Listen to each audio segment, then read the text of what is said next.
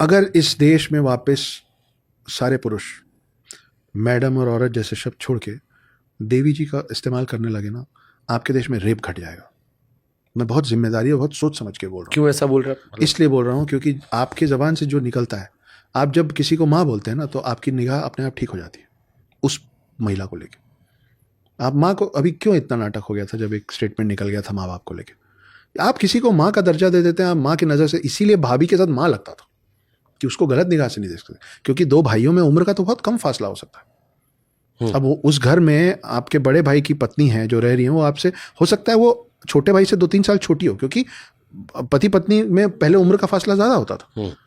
इसलिए माँ लगा दिया गया था कि गलत निगाह से नहीं देख सकते, और नहीं देखा जाता था।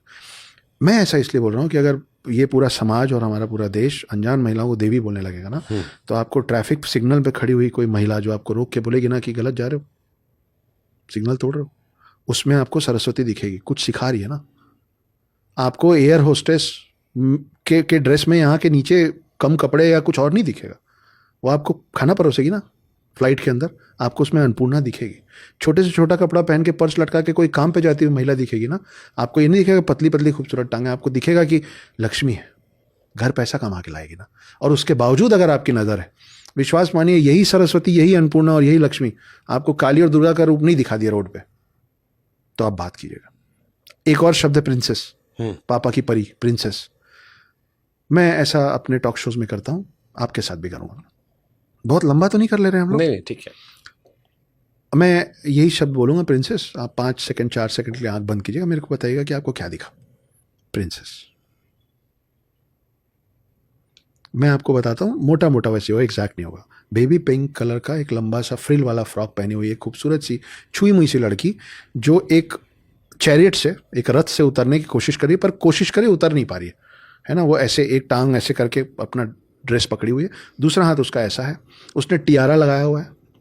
एक नौजवान बांका खूबसूरत सा बंदा बैठा हुआ है एक घुटने पे, लाल रंग का उसका यूनिफॉर्म है, यहाँ पे रस्सी चल रही है, क्योंकि यूनिफॉर्म है, रस्सी का कुछ रोल है। और वो ऐसे हाथ बढ़ाया हुआ है कि आओ, ये रथ से जो तुम एक सीढ़ी नहीं उतर पा रही हो ना, क्योंकि इतनी नाजुक हो तुम, मैं बैठा हूं ना तुम्हारी मदद करने के लिए।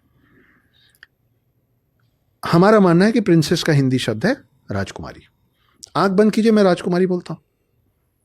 पता नहीं क्यों आपको झांसी की रानी दिखेगी, जबकि झांसी की रानी बोलते थे, राजकुमारी तो हम बोलते भी नहीं थे। आपको दिखेगा एक हाथ में तलवार, घोड़े पे बैठी हुई, हाथ में लगाम ली हुई। शब्द का फर्क है। अगर आप अपने घर की बच्चों को बोलते रहेंगे हाँ मेरी प्रिंसेस, तो उतने ही नाजुक और उतने ही अबला बनाएंगे आप उसको। फिर वो रोते हुए ही घर आएगी कि मेरे को किसी ने छेड़ दिया।